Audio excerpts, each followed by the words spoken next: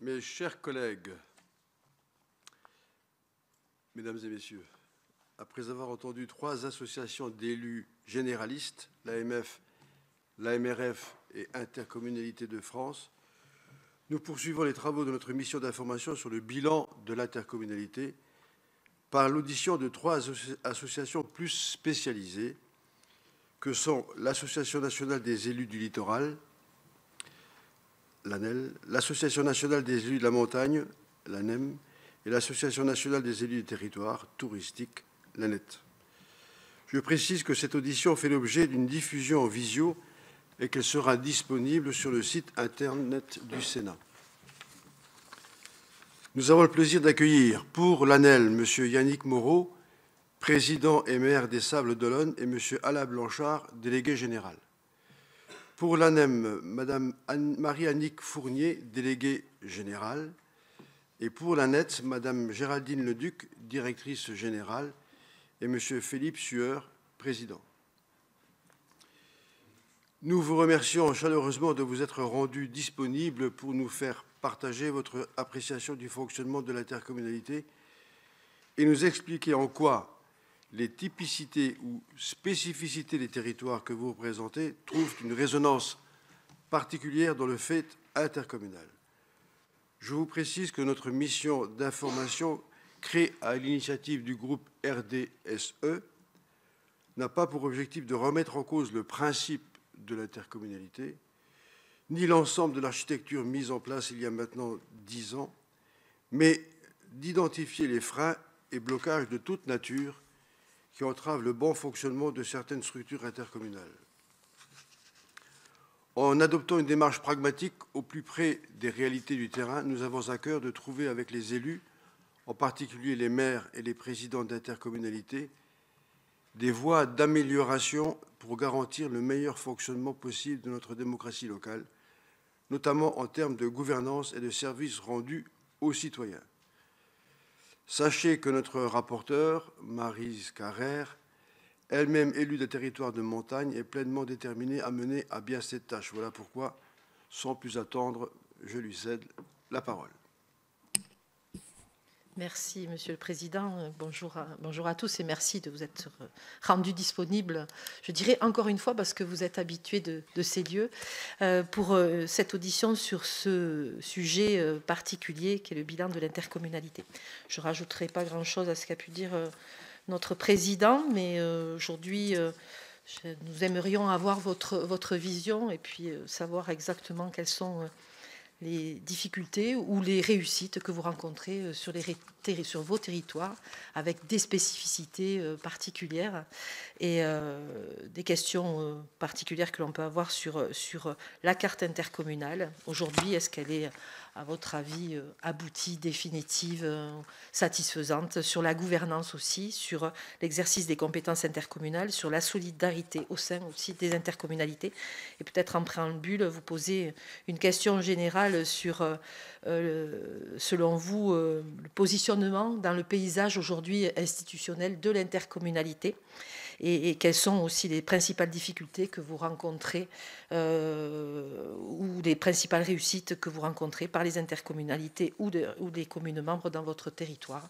Donc je ne sais pas qui c'est qui va commencer sur cette question générale. On ira après un petit peu plus dans la précision des questions. Et je commence peut-être par l'ANEL et puis l'ANEM et l'ANET. Monsieur le Président, Madame la rapporteure, Mesdames et Messieurs les sénateurs, chers collègues, merci pour votre invitation d'abord et pour faire un point d'étape sur la vie de nos intercommunalités. Les collectivités littorales ont peut-être pour spécificité de rassembler des collectivités littorales et non littorales. Et donc des collectivités qui ne sont pas soumises aux mêmes enjeux, qui ne font pas face aux mêmes défis, mais qui se retrouvent juridiquement, financièrement responsables de relever des défis communs. Et donc assez vite, on arrive sur un sujet de solidarité financière, face à des enjeux majeurs liés au changement climatique, à l'élévation du niveau de l'océan et aux risques naturels à associer. Et autant les communes littorales ont une conscience aiguë de ces enjeux et sont en première ligne de ces changements, autant à 10, 15, 20, 30, 50 km dans les terres sur le même périmètre intercommunal, la question de la lutte ou de la limitation du risque de submersion et des investissements considérables qui y sont associés devient plus difficile. Et donc, le sujet principal est moins le périmètre, parce que c'est logique qu'une intercommunalité ne se raisonne pas à l'échelle du littoral en lui-même et donc de la position frontale face à l'élément marin. Le sujet principal devient assez vite celui de la solidarité et de collectivités de nature très différente entre des communes rurales, voire très rurales, et des communes littorales, touristiques et balnéaires. Donc c'est cette alchimie consubstantielle aux intercommunalités littorales qui donne un peu de sel à la vie de nos intercommunalités et qui nous oblige à essayer de convaincre et de partager des dessins communs, puisque le littoral n'est pas simplement le propre des habitants des littoraux, mais il accueille souvent les rétro-littoraux, les touristes, etc. Et c'est quand même globalement un moteur de développement économique et d'attractivité pour l'ensemble du territoire. Mais ça nous oblige très clairement à travailler ensemble. Ça conduit à une solidarité consentie ou forcée sur les sujets d'adaptation au changement climatique, de manière générale. Et ça crée quelques tensions indirectes sur les sujets de répartition des compétences entre les communes et les intercommunalités, où là, manifestement, si les périmètres ne sont pas encore... la poutre travaille encore, pour reprendre une expression bien connue. La poutre travaille encore sur les périmètres, mais sur la question,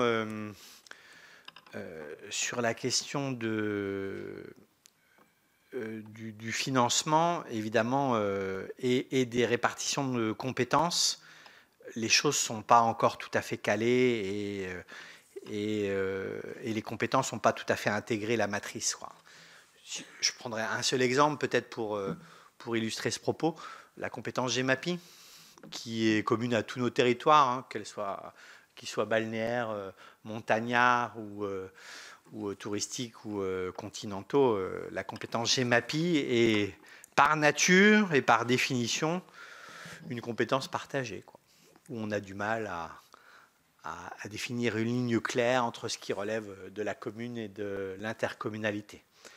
Et quand on arrive à le définir, pour peu qu'on ait la volonté de le définir, on a du mal à définir le montant réel qui relève de l'un et de l'autre et de la solidarité intercommunale, quoi. On a des ressources mobilisables, assez contestables d'ailleurs dans la proportion, puisque globalement, c'est un peu comme la taxe de séjour, pardon d'aborder un autre sujet délicat mais commun aux territoires touristiques de montagne ou aux territoires touristiques en général. Globalement, on a des taxes et de ressources qui sont corsetées et qui ne donnent pas, qui n'ouvrent pas et qui ne font pas confiance aux élus locaux et à leur sens de la responsabilité.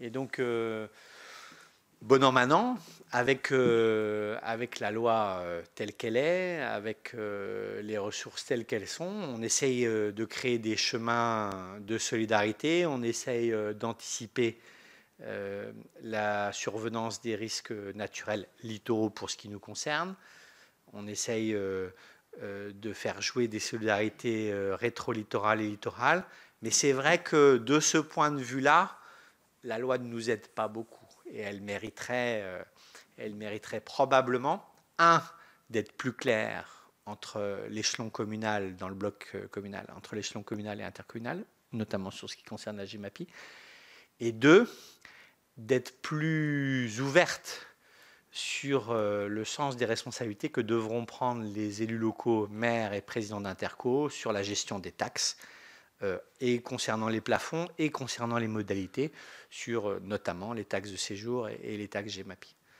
pour sortir d'un système digne de Bercy. En réalité, on est vraiment dans le génie administratif fiscal français, de création de taxes tellement contraintes qu'on ne laisse pas les élus prendre leurs responsabilités et assumer les conséquences de cette prise de responsabilité. Voilà peut-être ce que je pouvais dire en introduction pour répondre à votre question, Madame la rapporteure.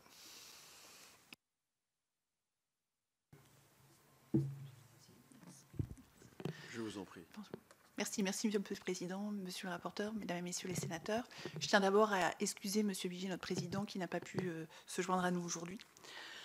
Je rejoins ce que vient de dire Monsieur Moreau s'agissant de la spécificité des territoires du littoral et des territoires de montagne, sur deux points. Déjà sur le fait que nos intercommunalités partagent leur espace avec des communes qui ne sont pas des communes de montagne, et donc partagent aussi des problématiques qui ne touchent pas forcément l'ensemble des communes. Comme pour le littoral, nous avons encore plus de règles spécifiques, la loi montagne. Comme pour le littoral, nous connaissons des effets du réchauffement climatique qui prennent des ampleurs assez spécifiques dans nos territoires. Alors, ce n'est pas le recul du trait de côte, mais entre les risques glaciaires, périglaciaires et les intempéries qu'on a pu voir et qui ont été très médiatisées, inondations, qui ne sont pas spécifiques à la montagne, mais qui prennent des proportions assez importantes dans nos territoires, nous ne vivons pas forcément de la même manière cette solidarité au sein des intercommunalités. Quand même, en quelques chiffres, on a 372 EPCI qui comptent au moins une commune de montagne. Et si 44% de ces EPCI ont plus de 90% de communes de montagne, on a quand même les trois quarts qui ne sont pas majoritaires. Et notamment, c'est 31% d'EPCI qui comptent moins de 10% de communes de montagne. Et tout de suite, dès qu'on est en moyenne sur la population, la moyenne des intercommunalités, de population des EPCI de montagne, c'est à peu près 42 000 habitants. Et la moyenne des populations de montagne dans ces EPCI, c'est 18 000 habitants. Donc on voit bien qu'on n'est pas majoritaire, que la montagne, les habitants, les montagnards ne sont pas forcément majoritaires au sein des EPCI.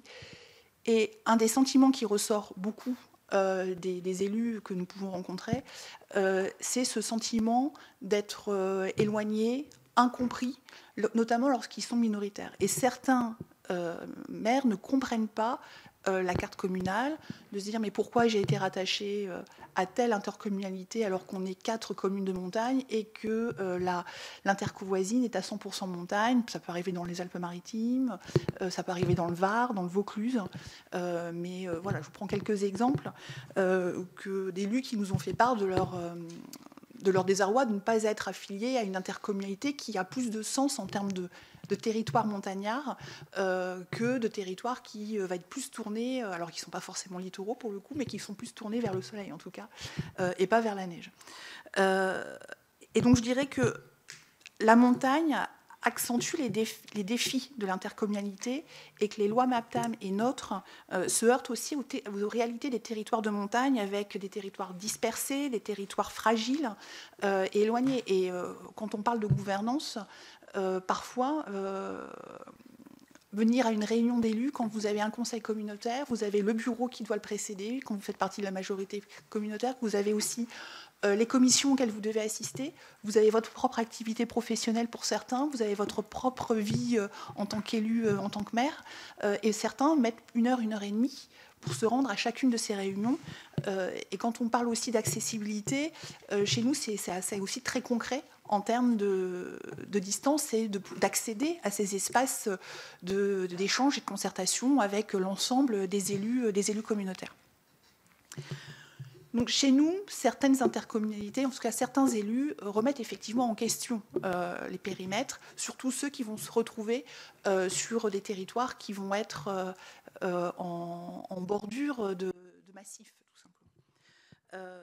Et sur la répartition des compétences, c'est vrai que on a aussi les sentiments des élus qui est assez partagé de manière générale, c'est que ce bloc de compétences obligatoires les dépossède quand même d'une partie des prises de décision. Alors, de fait, par une gouvernance qui parfois n'est pas adaptée et qui ne permet pas aux petites communes d'être suffisamment prises en compte dans les débats, par des débats aussi qui peuvent parfois revêtir une certaine technicité. Je prendrai juste un exemple, et j'ai pris l'exemple d'une compétence assez simple, la compétence voirie, où on pourrait penser que c'est assez simple. Vous avez Intercommunalité de France qui a sorti un petit fascicule sur la compétence voirie, 83 pages. Vous avez 2 pages d'un tableau qui vient vous faire le détail entre... alors, si votre éclairage public est nécessaire à la sécurité publique, c'est donc de la compétence voirie. Si votre éclairage public, c'est de l'ornement, il n'est pas de la compétence voirie. Si votre arbre, il est seul, c'est de la compétence voirie. Si c'est dans un espace herbagé, herbeux, avec un arbre, ce n'est pas de la compétence voirie. C'est quand même aussi... Alors, j'ai pris, par définition, j'ai pris une compétence assez simple où on pourrait se dire la route, le caniveau, le trottoir, c'est de la compétence voirie. Vous êtes systématiquement obligé de vous poser la question qui exerce la compétence. Donc voilà, donc on parle de technicité, mais même pour des éléments qui peuvent être qui peuvent paraître évidents à tout à chacun, mais qui ne le sont pas forcément. Donc ce sentiment d'éloignement physique, d'éloignement aussi par rapport à la technicité des sujets qui peuvent être abordés, et aussi de poids dans le vote qu'on peut avoir, le poids qu'on peut avoir et représenter au niveau de l'intercommunalité. Je crois que ma collègue de la NED parlera beaucoup plus des compétences tourisme, mais chez nous peut se poser la question sur certaines intercommunalités qui vont par exemple gérer les stations de ski, et des choix ont été faits par l'intercommunalité qui n'auraient pas forcément été le choix des communes support de ces stations. Et on a pu le voir encore récemment, des intercommunalités qui ont décidé de la fermeture de stations qu'elles ont en gestion, qu'elles ont donc en compétence, et qui mettaient à mal toute une partie du territoire, mais c'est parce que c'était cette solidarité entre les communes support de stations et celles qui se disent « mais moi c'est un poids », ne jouent pas toujours à plein. Merci. Alors, à mon tour de vous remercier de nous avoir invités aujourd'hui et d'excuser notre président Philippe Sueur, qui est remplacé par notre sous-directeur Simon Lebeau, un peu plus jeune. Donc, je ne vais pas revenir sur tout ce qui a été dit par les 2 autres associations, parce que je rejoins tout à fait ce qu'a dit le président Moreau, qui est vice-président de la NET en même temps. L'ANEM, donc il y a aussi... Voilà. Et l'ANEM, je salue effectivement Frédéric Espagnac, qu'on connaît bien et qui... voilà. On a des sujets communs. Alors moi, c'est vrai que tout ce qui a été dit sur les périmètres, on les rencontre aussi chez nous, bien évidemment, puisque nous avons tous les territoires, aussi bien la montagne que le littoral, que le rural, que le urbain, que les stations thermales, que l'outre-mer, enfin bref, on a tous les territoires. Donc tout ce qui a été dit, on rejoint tous ces faits, effectivement. Moi, je vais effectivement beaucoup plus cibler sur la compétence tourisme. Là, j'ai ma pige, je la laisse à l'ANEL. La voirie, je la laisse à l'ANEM. Nous, on est plus sur le tourisme, même si les 3 associations se rejoignent aussi sur le tourisme.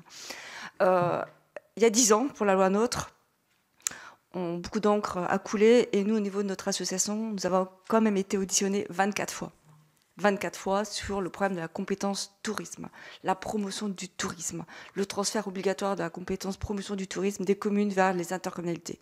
Et nous, à l'époque, on prenait pour le transfert optionnel. Donc, voilà, que chaque collectivité puisse choisir. Nous, il y a un principe que rappelle toujours notre président.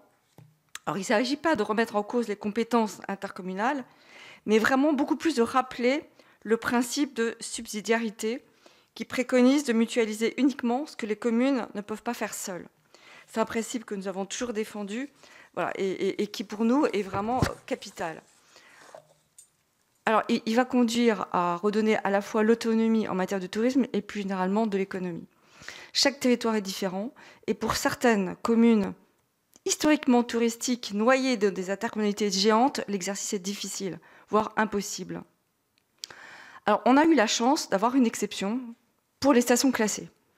Et c'est vrai que les maires de stations classées en ont profité et ont gardé la promotion du tourisme de manière isolée. Et celles qui ne l'ont pas fait dans les temps, bien que nous, au niveau de la net, on n'ait pas arrêté de rappeler les dates, on a pu, par le biais, on a beaucoup travaillé les 3 associations ensemble sur la loi simplification, engagement et simplification, où on a pu effectivement redonner une certaine souplesse pour récupérer la promotion du tourisme, que ce soit pour les stations classées et les communes touristiques. Ça, effectivement, on a eu beaucoup de débats aussi. Mais finalement, peu utilisé depuis, parce que finalement, une fois qu'une organisation tourne plus ou moins bien, ce n'est pas forcément évident de revenir en arrière. Alors, vous nous avez fait parvenir un questionnaire très complet. Donc, il y a beaucoup de questions qui, finalement, vont revenir sur la table, notamment en termes d'économie, en termes de mutualisation. Tout ça, c'est important. Et sur, voilà, sur le tourisme, on se retrouve, je rejoins ce qui a été dit avant, sur les périmètres. On a quelques périmètres énorme. Alors, je ne reviens pas sur le Pays Basque, qui est énorme, mais sur d'autres territoires qui sont qui comportent souvent 148 communes, 152, voilà, avec des communes qui ont toutes, je dirais, des spécificités différentes. Avec souvent, il peut y avoir 3 stations classées qui restent isolées, les autres, il y a quelques stations classées qui sont rentrées dans le moule, qui ont du mal à ressortir. Donc aujourd'hui, on a des élus qui sont souvent dépourvus. On a la commune que tu dois bien connaître, Marie-Annick de Pralou. Elle a mis combien de temps pour sortir de son intercommunalité? Au moins 2-3 ans. Et aujourd'hui, ça marche beaucoup mieux. Donc on ne remet pas en cause l'intercommunalité en tant que telle, on remet en cause une certaine difficulté pour nos élus et un besoin peut-être de souplesse. Donc ça, c'est clair. Il y a eu, comme a dit Marie-Annick Fournier tout à l'heure, il y a eu des mariages forcés. Et nous, on s'est retrouvés avec des stations thermales qui ont été coupées de leur bassin d'hébergement. C'est-à-dire qu'elles ne pouvaient plus faire la promotion des hôtels dans lesquels venaient loger les curistes. Chercher l'erreur. Mais ils ne pouvaient pas revenir en arrière. Donc on a des cas comme ça, on en a eu plein. Donc voilà, des difficultés avec des maires qui ont été dépourvus tout d'un coup de pouvoir reprendre le pouvoir. Et je reviens sur ce que effectivement Marie-Annick Fournier a pointé, et on va revenir dessus tout à l'heure, c'est le poids sur les décisions qui sont prises au niveau voilà, communautaire. Donc ça, je pense qu'on va revenir dessus. Je laisserai peut-être le président de l'ANEL en parler, parce que c'est vrai que souvent les maires ont finalement peu de voix, enfin les communes, par rapport à l'ensemble de l'intercommunalité. Et des décisions qui sont prises, finalement, souvent, vont empêcher, moi j'ai plusieurs cas aussi, des communes d'arriver à faire des investissements qui étaient prévus de longue date, parce que finalement, il y a une répartition, évidemment, des recettes, et un saupoudrage sur l'intercommunalité, parce qu'elle est importante, avec des communes qui ne sont pas touristiques, mais qui veulent quand même avoir la part du gâteau. Donc voilà, donc on a vraiment des difficultés qui sont prégnantes. Donc on vous remercie d'avoir rouvert le dossier. On verra ce que ça donne.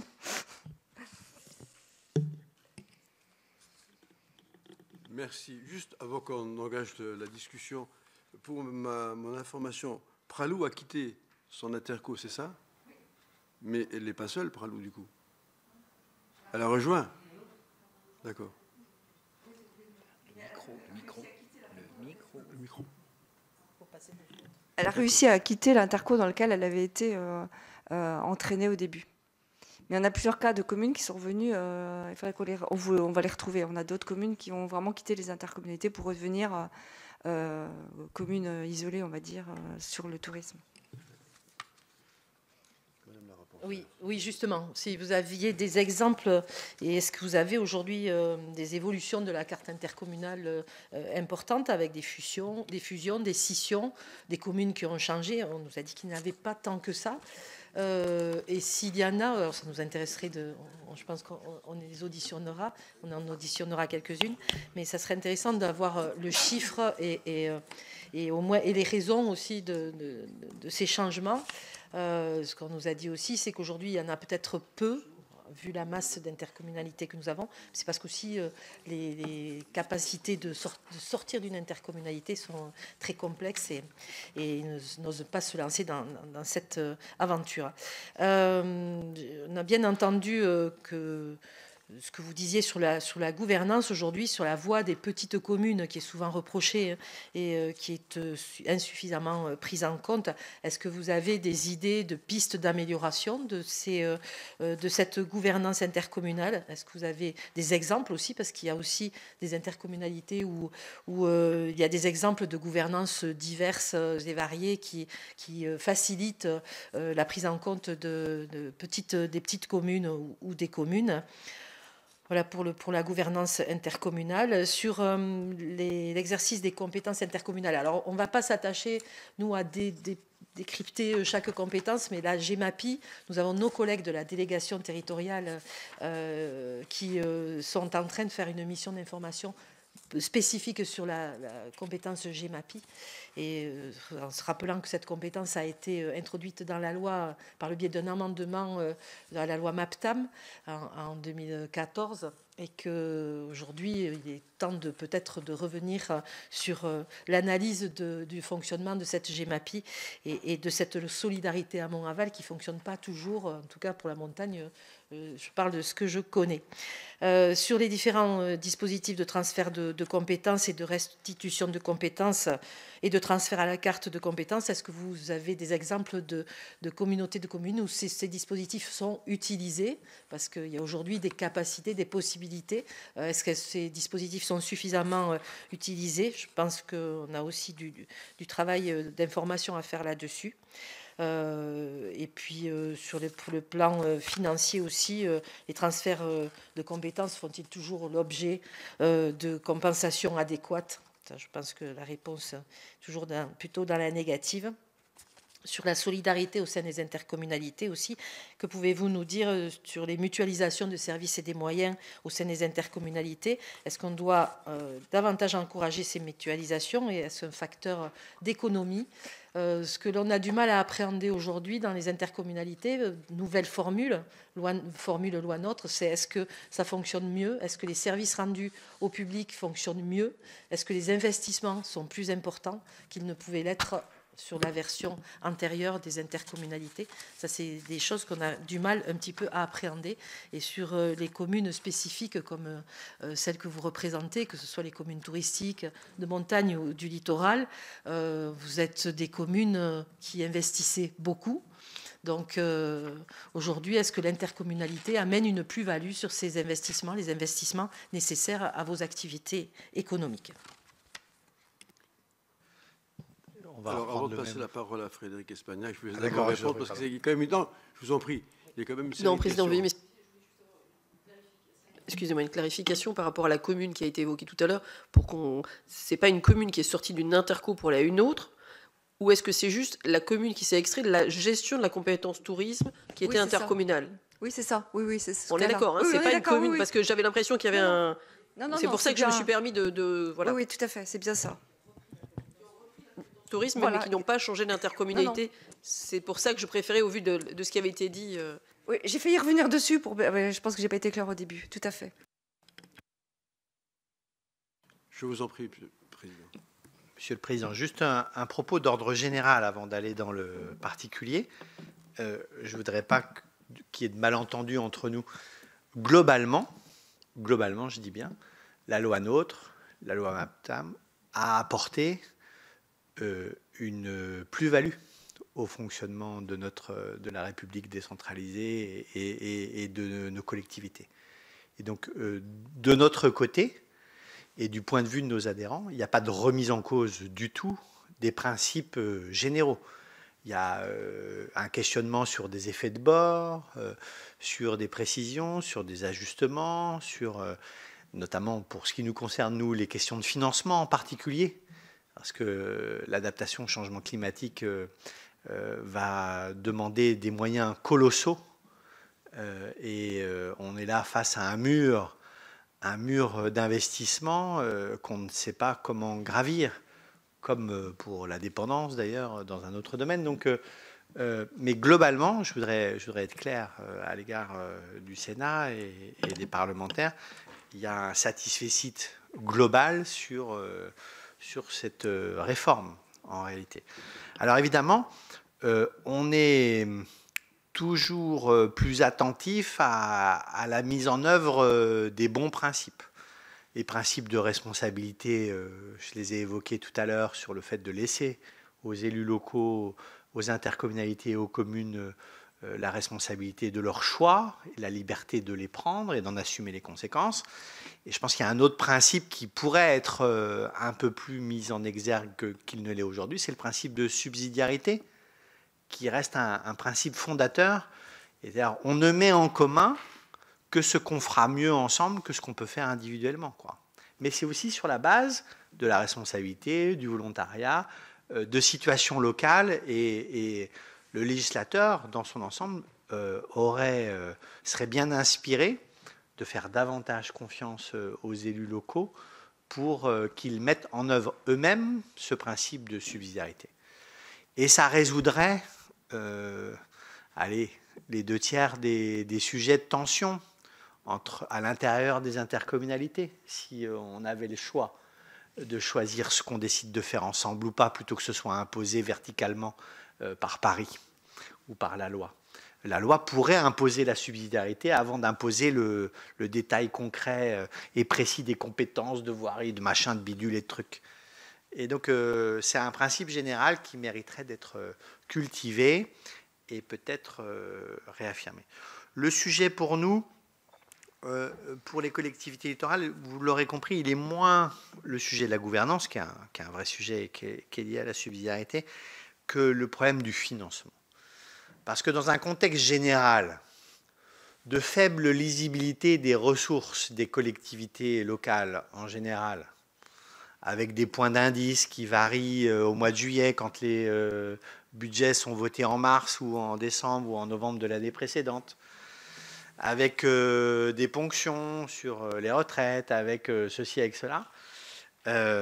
On a déjà, dans un contexte général de manque de lisibilité, on a quand même, nous, une responsabilité première, on est en première ligne du changement climatique, et donc on a le devoir de protéger nos populations, de construire des schémas d'anticipation à 30 ans, à 100 ans, etc., etc., sur l'érosion, sur les risques naturels, la submersion, etc. Et on n'a pas les moyens de le faire. Et donc le sujet, il est davantage sur le financement et les financements, et sur les partenariats entre l'État et les collectivités locales, plus qu'à l'intérieur de la même collectivité, parce que quand une intercommunalité a, je ne sais pas, 300 millions d'euros de travaux à faire pour anticiper l'élévation du niveau de la mer dans les 30 ans qui viennent, le sujet, ce n'est pas de savoir s'il est partagé par les 20 membres de l'interco. Le sujet, c'est comment est-ce qu'on aborde ces 300 millions. Et puis si on les investit vite, ces 300 millions, ils peuvent coûter 100 millions au lieu de 300. Et si on attend 30 ans, ce sera peut-être 1 milliard, et du coup, ce sera hors de proportion. Donc le sujet, c'est la conjugaison des temps entre l'anticipation à moyen et à long terme et l'urgence de l'action, parce que l'urgence de l'action, elle est économe. Elle est rationnelle globalement. Globalement, on sait ce qu'il faut faire et pas faire. Mais globalement, on n'a pas le droit de le décider nous-mêmes. Et 2, on n'a pas le début du commencement d'un financement d'État, puisqu'on vit encore, pour ce qui nous concerne, dans l'ère et dans les conséquences de la loi climat et résilience, qui a opéré un transfert de compétences et donc de charges sans compensation financière. Donc sur les questions d'érosion, par exemple, on est tout seul. On est seul. Et on parle de milliards. Alors aujourd'hui, on parle en milliards. Dans 15 ans, on parlera en dizaines de milliards. Et puis dans 100 ans, on parlera en centaines de milliards. Et donc, plus on tarde à mettre en place des mécanismes et des logiques de partenariat financier, plus on s'expose à des coûts qui dépassent les capacités de traitement, quoi. Et donc, évidemment, quand on est face à de tels murs d'investissement, on on a le corollaire qui est la gestion de la gouvernance interne et des tensions entre les communes qui ne voudront pas payer et celles qui de toute façon n'auront pas le choix parce qu'elles devront payer, puisqu'elles sont la responsabilité des élus de Cherbourg et du Cotentin sont aussi engagées que celles... voilà, on se doit de protéger nos populations. C'est valable évidemment quand on voit la mer qui monte, hein. Globalement, il n'y a pas de moyenne, mais sur la côte atlantique, par exemple, on estime que l'élévation du niveau de l'océan est de l'ordre, en moyenne, d'1 centimètre par an. Et donc, 1 centimètre par an, c'est peu, et c'est beaucoup à la fois, parce que c'est 1 mètre dans 100 ans, en moyenne. Hein. Et surtout, ce n'est pas tellement le niveau nominal de l'océan qui compte, c'est l'effet de l'élévation du niveau de l'océan sur les risques naturels associés. C'est-à-dire que une mer nominale plus haute, ça augmente le travail de l'érosion, ça accentue les risques de submersion et ça rend les événements météorologiques exceptionnels beaucoup plus dangereux pour le littoral, le trait de côte en lui-même, pour l'habitat, pour les entreprises et donc pour les vies humaines. Donc le sujet, il est davantage financier que de gouvernance. Et il y a des considérations générales sur la vie et le financement des collectivités locales. On les connaît tous et on les rencontre tous. Et il y a des sujets particuliers sur l'adaptation au changement climatique, la prévention des risques naturels littoraux, qui sont tellement gigantesques qu'ils nécessitent des décisions rapides qui n'arrivent pas. Parce que depuis 2002 et la loi climat et résilience, rien n'arrive. Chaque année, on nous promet la naissance d'un fonds. Tout à coup, il s'appelle Fonds d'érosion côtière. L'année d'après, il s'appelle Fonds d'adaptation au changement climatique. L'année d'après, mais finalement, il n'est jamais traduit dans la loi de finances. Il y a toujours une bonne raison, malgré le travail des sénateurs que je veux saluer ici, qui sont peut-être plus à l'écoute de ces sujets que les députés de l'Assemblée nationale. On n'arrive jamais à traduire ces bonnes intentions et cette logique partenariat et cette logique de solidarité nationale dans la loi de finances. Et donc, tant qu'on n'en sort pas, on est face à des questions financières insolubles, d'autant plus si on ajoute, puisqu'on parlait de simplification hier du côté de Roclore, si on ajoute l'impossibilité pour les collectivités, quelles qu'elles soient, de montagne, du littoral ou touristique, de faire des provisions pour anticiper les risques. Et voilà, on n'a pas le droit d'épargner, on n'a pas le droit de mettre de côté pour faire face à des investissements majeurs demain ou après-demain. C'est invraisemblable. Et donc on est dans cette situation-là, accentuée pour le changement climatique et l'élévation du niveau de la mer, pour ce qui concerne les communes littorales. Et merci d'avoir écouté ce plaidoyer.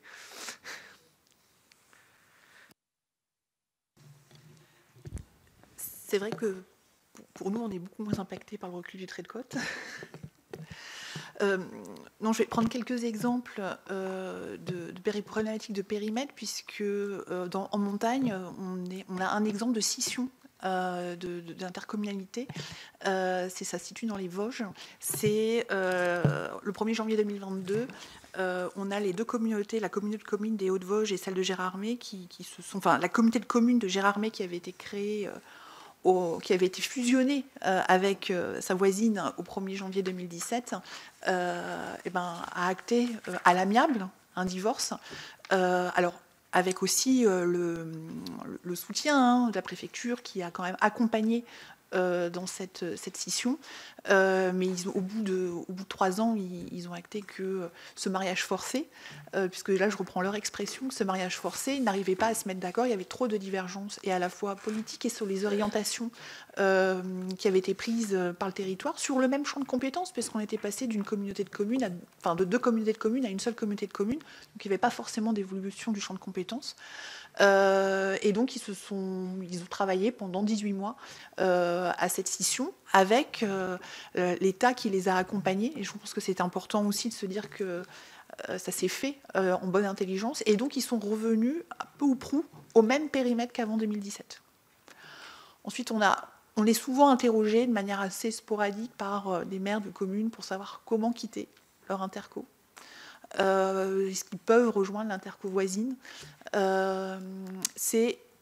Quand quand on a ces questions-là, c'est essentiellement soit parce qu'on est clairement dans des intercommunalités qui sont sur, c'est ce que je vous disais tout à l'heure, c'est 3 communes de montagne, 2 communes de montagne dans un massif, qui se disent, mais moi, enfin, qui sont dans une intercommune, qu'est-ce que je fais là ? Voilà, ou tout simplement parce qu'il y a un problème, de gestion sur un sujet, une compétence particulière. En l'occurrence, à chaque fois, les 2 questions qu'on avait pu avoir, c'était sur la gestion de la station de ski qui avait été transférée à l'Interco, et les choix ne convenaient plus au final à la commune support de la station. Donc c'est vrai qu'on a ce problème-là. Nous, on a quand même c'est beaucoup de retours sur la gouvernance.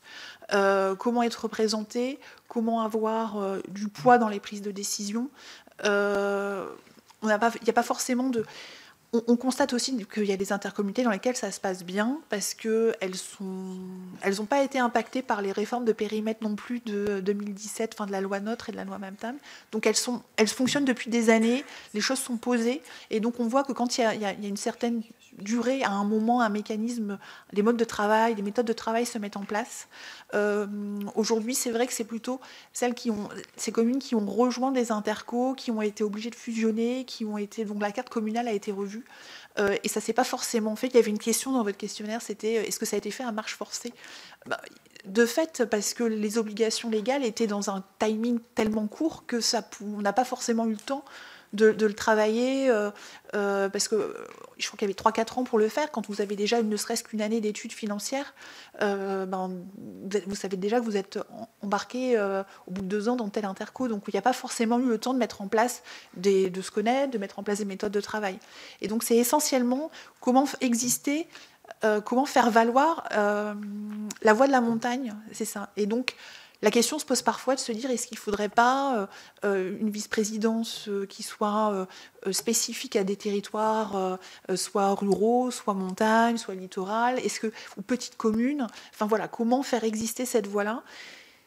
Ce qui aussi interroge aussi, c'est quand on parle de mutualisation de services et de solidarité. Et là, pareil, chez nous, ils ne ressentent pas toujours la solidarité, parce qu'on va parler de certains services... ramassage des ordures ménagères, ou tout simplement même certaines formes de transport, des choses comme ça, ou tout simplement, quand il neige, quand il y a du verglas, vous êtes coupé de tout. Les services de l'Interco, ou en tout cas le prestataire, le titulaire du marché, ne montent pas quand c'est pas... Ils sentent pas que pour eux, on va faire un effort supplémentaire pour venir. Donc il y a quand même cette difficulté-là, ces spécificités-là, mais pour autant, on ne voit pas se développer les délégations de compétences. On ne voit pas non plus se développer les délégations de compétences, enfin les transferts de compétences à la carte. Et là, nous, on a, suite à la loi sur la compétence eau et assainissement, on a fait un webinaire, on a eu des réunions sur ce sujet-là pour présenter la loi à nos élus. On a donc expliqué qu'il y avait plusieurs possibilités, qu'il y avait notamment maintenant ce transfert à la compétence, qu'ils avaient le droit, s'ils souhaitaient, le transférer à la carte. Aucun ne connaissait cette possibilité ouverte par 3DS. Aucun, et on a un président d'Interco qui a réagi en se disant oui, mais alors ça veut dire qu'on est obligé d'y aller ou pas sur ce transfert à la carte, parce que moi, il a une commune qui s'oppose au transfert de la compétence eau, il ne s'imaginait pas. Mais tout ça, c'est de la discussion, effectivement. Mais donc il y a aussi une méconnaissance des possibilités. En tout cas, le transfert à la carte... Je pense qu'ils l'ont tous découvert au moment de ce webinaire il y a 3 semaines.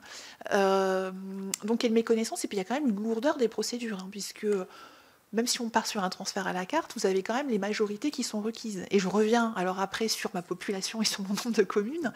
Les majorités qualifiées pour un transfert de compétences ou un retour en arrière, ça reste les majorités de création de l'Interco, c'est-à-dire la majorité des 3/5 de la moitié des conseils municipaux avec les 3/5 de la population, ou vice-versa. Sauf si on est dans une Interco à 100% de montagne, quand elles sont minoritaires, elles n'ont pas ce poids-là. Elles n'ont aucune des majorités de blocage, ou des minorités de blocage, ça dépend dans quel sens on se pose.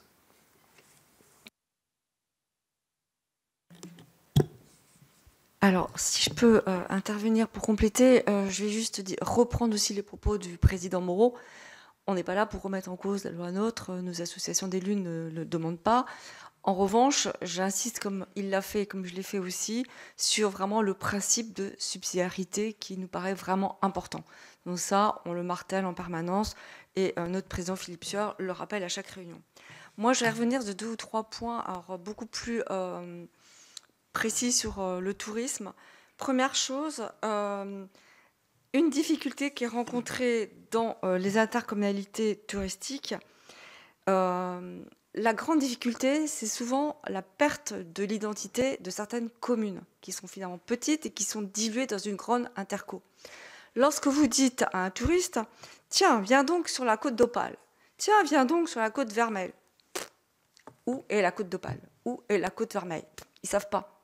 Et donc là, le touriste, le client, ne sait pas. Et les communes ont perdu les moyens de faire la promotion de leur propre commune diluée sur cette côte d'Opale ou cette côte Vermeille.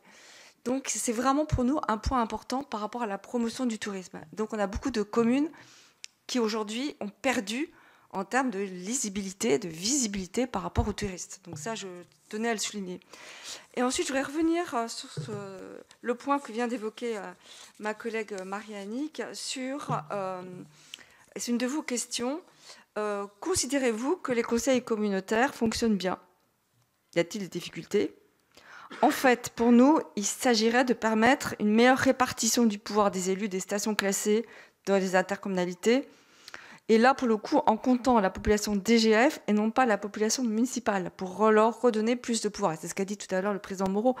Il y a des maires qui perdent vraiment le contrôle de projets touristiques concernant leurs stations au profit d'autres communes qui sont peut-être moins touristiques ou qui en ont peut-être moins besoin de par le jeu des voies.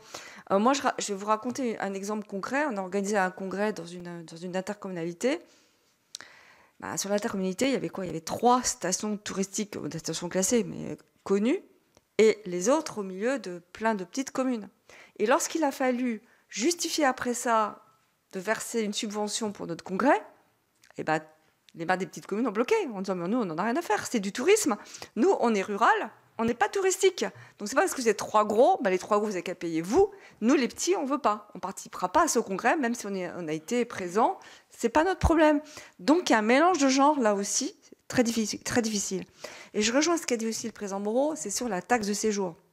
Alors, c'est peut-être pas le sujet de cette mission, mais là aussi c'est important, parce que finalement, la taxe de séjour, de facto, a été transférée sur l'interco, et très souvent, donc à part les stations classées qui gardent leur taxe de séjour, et là aussi, les recettes sont diluées sur l'ensemble de l'interco. Donc là, on parlait de mutualisation des recettes, mutualisation des dépenses. Moi, je dis, il y a toujours des gagnants et des perdants. Maintenant, voilà, c'est une question qu'on peut tous se poser aussi.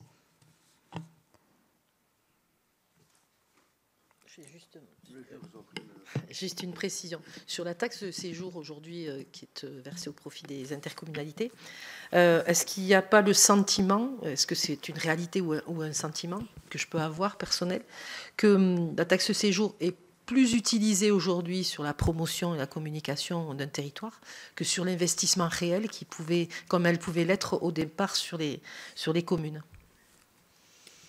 Alors, je vais vous dire, si on commence à parler de ces taxes de séjour, on est encore là demain matin, parce qu'aujourd'hui, on a complètement perdu les fondamentaux de la taxe de séjour, comme vous le dites à juste titre.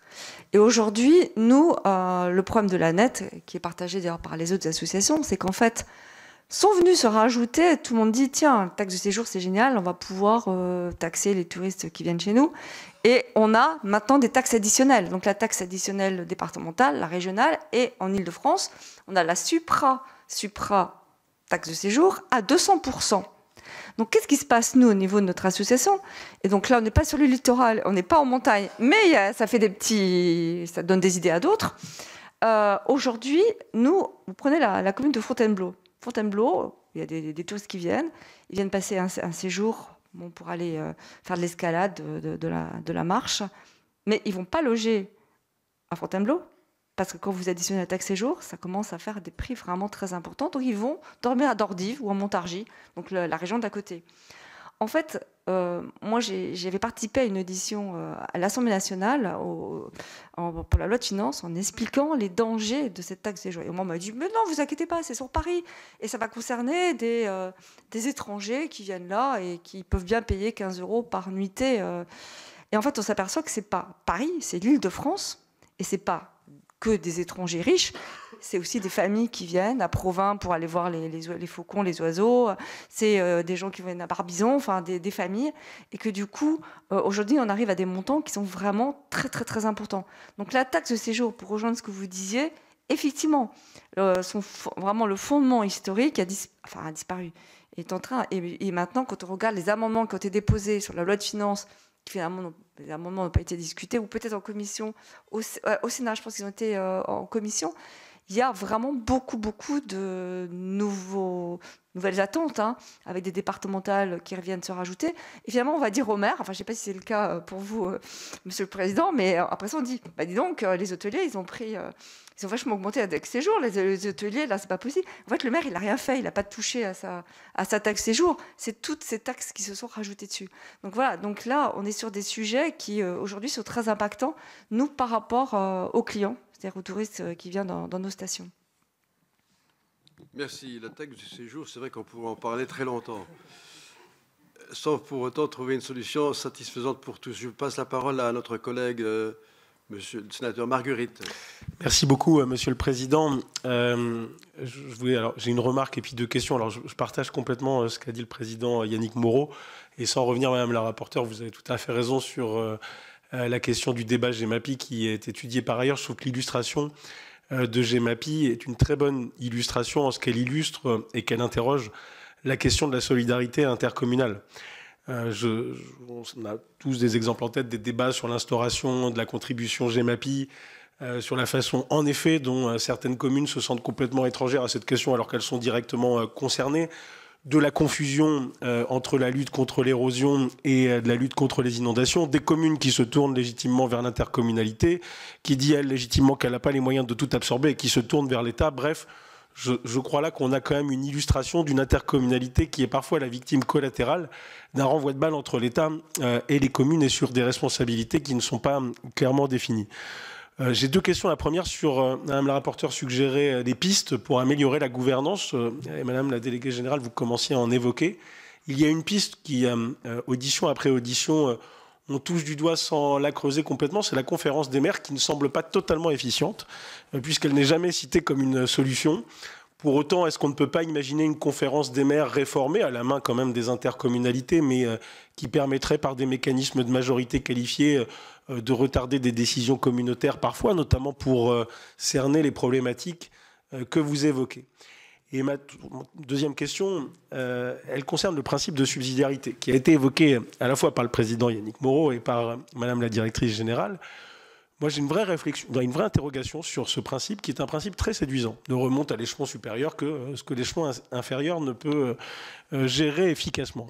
Sauf que ce principe, il peut être lu en fonction du côté d'où on se place, de façon ascendante ou descendante. Et que, d'ailleurs, c'est pas hasard si au moment de la construction européenne, il a été à la fois vanté par les fédéralistes et les souverainistes, de la même manière. Parce que chacun peut y lire ce qu'il a envie d'y voir, et que, de fait, c'est un principe qui peut aussi être extraordinairement centralisateur. L'échelon supérieur disant qu'il est forcément plus légitime, en l'occurrence pour la promotion touristique, plus efficace que la commune, puisque la marque territoriale peut être plus connue. Et est-ce que c'est un principe qui n'aboutit pas également parfois à l'éparpillement de la compétence et donc à sa faible lisibilité? Je trouve que le tourisme est aussi un bon exemple, où vous avez la commune, l'intercommunalité, le département qui a ses propres agences d'attractivité, la région. Dans cette perspective assez fragmentée, quelle est finalement l'utilité, la lisibilité pour l'acteur touristique en lui-même? Parce que lui, que ce soit la commune, l'intercommunalité, la région, le département, ça lui importe peu. Ce qui compte, c'est que le territoire soit défendu, qu'en effet la taxe de séjour, Madame la rapporteure, puisse être utilisée aussi au-delà de la promotion touristique sur des questions d'équipement touristique. Bref, j'ai une vraie interrogation sur le principe de subsidiarité. Est-ce qu'on ne l'utilise pas comme un mot parfois magique, qui est en réalité un mot un peu valise, dans lequel on met un peu tout ce qu'on veut, qu'on entend tout ce qu'on veut, ça permet de clore un débat, mais à l'issue du débat, on ne sait pas trop ce qu'on a voulu dire finalement par le principe du subsidiarité, si ce n'est on est tous d'accord, sauf qu'on ne pensait pas la même chose. Et donc moi je pense qu'un principe de subsidiarité, s'il n'est pas encadré, s'il n'y a pas de notion de chef de fila derrière, il peut être un peu dangereux. Je vais me permettre de répondre sur la question sur la conférence des maires. Vous êtes là. Je vais commencer par la plus facile. La conférence des maires, elle existe, je crois qu'elle est même obligatoire dans toutes les intercommunalités. Pour les petites communes, pour la plupart d'entre elles, elles sont quasiment toutes représentées par le maire à l'intercommunalité. Donc, que ce soit en conférence des maires, que ce soit en conseil communautaire, que ce soit en bureau, que ce soit en commission, c'est pas, enfin, effectivement, ça ne règle pas forcément le problème de la comment dire, du travail ensemble, de l'adhésion à la décision et de la prise de décision ensemble. J'ai pas forcément de solution miracle et je pense aussi que dans certaines intercommunautés ça fonctionne bien parce que c'est ce que je disais tout à l'heure. Il y a des pratiques qui ont été mises en place, ça roule tout simplement parce qu'il y a des méthodes de travail, il y a une forme d'acceptation qui est là. Il y a beaucoup aussi de compromis politiques, il faut se le dire, et d'avoir envie d'aller dans l'interco. Je ne vais peut-être pas vous parler du principe de subsidiarité, mais en attendant, tout ce que je peux vous dire, c'est que l'intercommunauté n'est pas forcément remise en cause sur le principe par les élus, et le travail ensemble n'est pas forcément remis en cause par les élus, mais c'est pas forcément... Nous, vraiment, ce qui ressort vraiment des échanges qu'on peut avoir avec nos élus, c'est vraiment les périmètres qui ne leur conviennent pas. C'est véritablement le fait de ne pas pouvoir se dire cette compétence-là, elle est mieux gérée à un périmètre supracommunautaire ou un périmètre infracommunautaire, ou elle est mieux gérée à l'échelle de plusieurs périmètres d'intercommunalité. Et c'est ça véritablement qui leur fait difficulté. Et je vais revenir sur l'exemple de Gérard Armé. Vous allez me dire que je les aime bien, les Vosgiens. Tout simplement parce qu'au niveau du tourisme, ils ont réfléchi non pas à un bassin de vie, mais à un bassin touristique. Et ils ont créé une structure qui dépasse l'échelle de l'interco. Alors vous me direz, il faut... Enfin voilà, il y a ce travail qui a été fait de longue date, de fait de constat que l'intercommunauté ne fonctionnait pas, de cette scission, et après de ce constat, mais comment on fait pour vivre un tourisme qui est confronté au changement climatique et de se dire il faut qu'on coordonne nos actions pour que tout le territoire en bénéficie et ne pas parler de territoire au niveau administratif, mais de parler véritablement d'un territoire, alors je vais dire territoire touristique, c'est peut-être pas le bon terme, mais en tout cas ça va plus loin que le périmètre intercommunal. Mais le fait de travailler ensemble, la mutualisation, les élus en sont convaincus, même sur la compétence eau et assainissement. Beaucoup on travaille avec la compétence est beaucoup gérée dans les syndicats pour ceux qui n'avaient pas encore transféré la compétence. C'est pas forcément, il n'y a pas forcément un repli sur soi, mais la difficulté, c'est de trouver le bon niveau pour exercer la compétence. Oui, sur la subsidiarité, je reconnais l'esprit vif du sénateur Margueritte. Je le rejoins d'ailleurs. Ça me faisait penser, le débat sur la subsidiarité, ça me fait penser au débat sur la proportionnelle aux élections législatives. Chacun y met ce qu'il veut y voir, et chacun l'imagine tel que ça l'arrange, et puis au final, il ne se passe jamais rien. Bon, la subsidiarité, je pense que c'est un principe d'avenir, pour peu, parce que c'est un principe qui ne saurait être exclusif, de la loi qui fixe des compétences obligatoires et qui peut en déléguer à la subsidiarité locale et donc aux choix locaux. Je pense qu'il faut les deux. Il faut quand même un bloc de compétences obligatoires intercommunales qui ne soit pas négociable.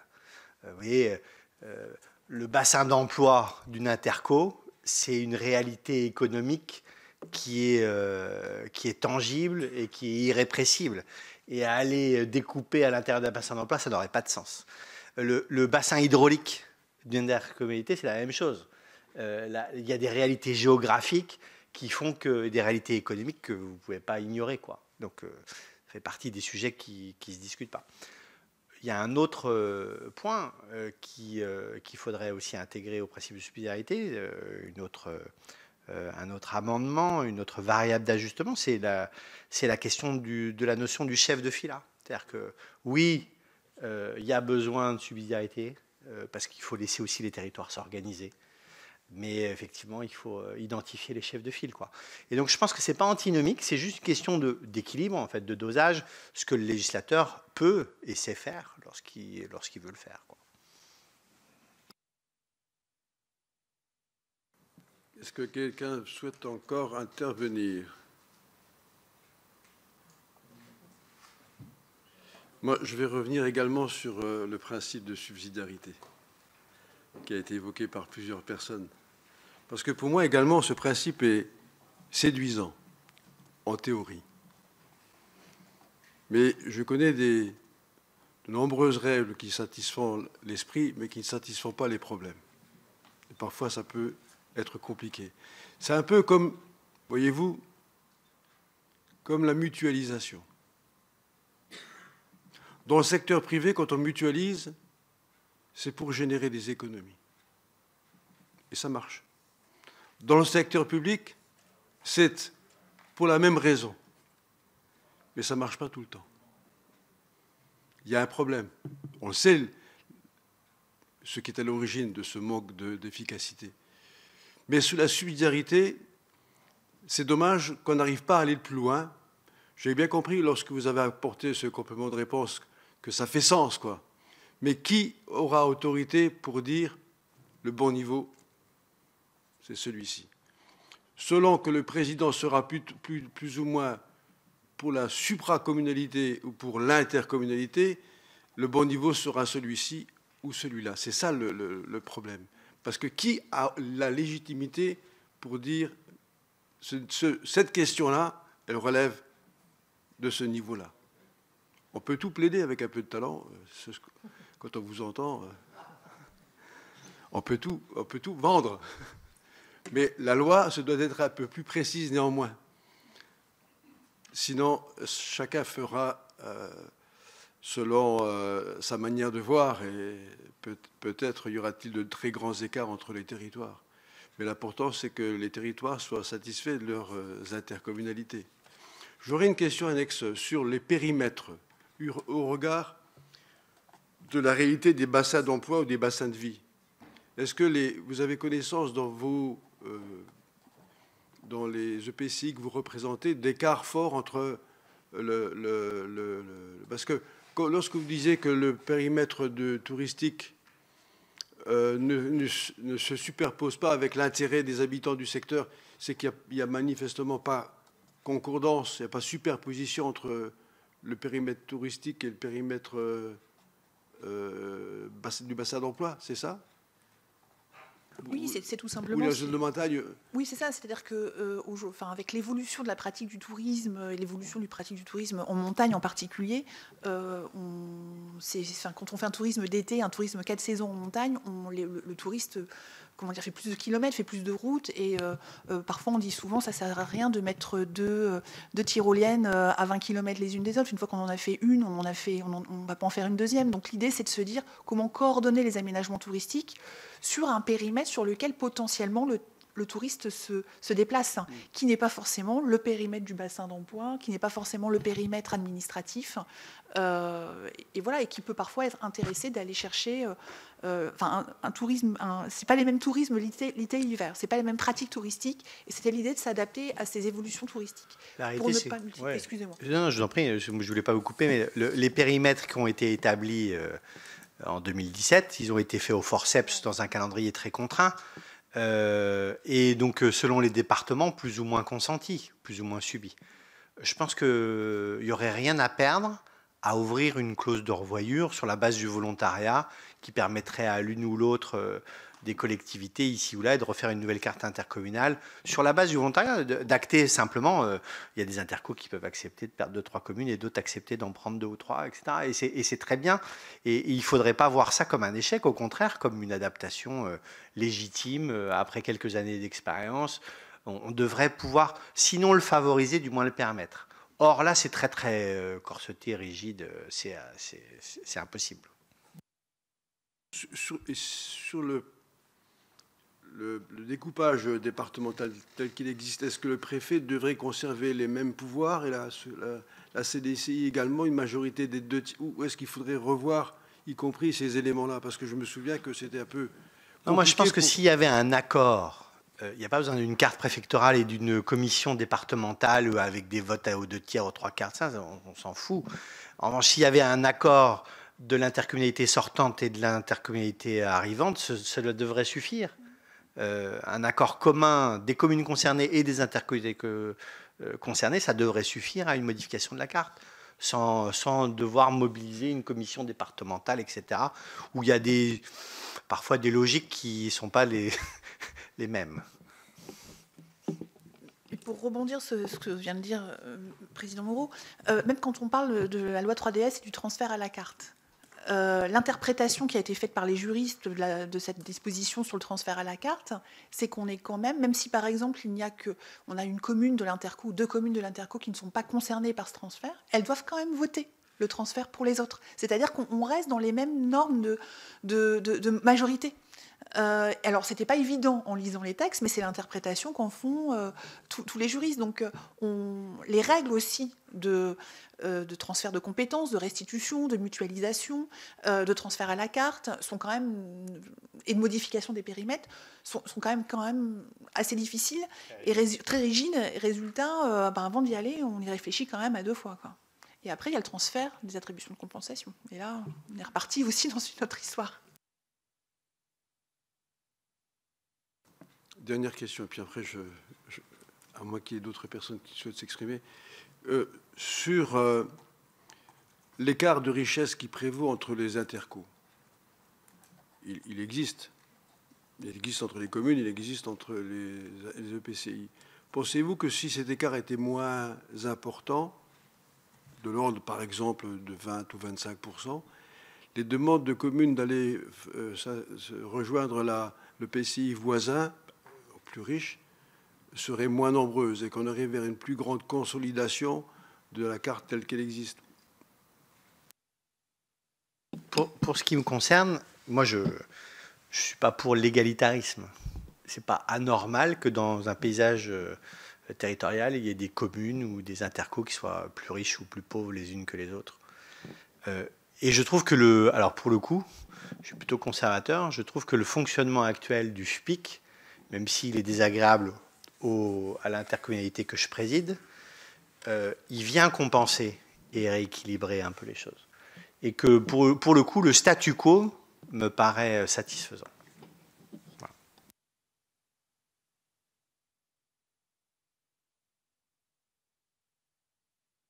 Est-ce que quelqu'un souhaite rajouter quelque chose? Non, de toute façon. Pardon? Mais vous n'avez rien cassé du tout. Au contraire, on vous remercie pour vos contributions éclairées et très intéressantes.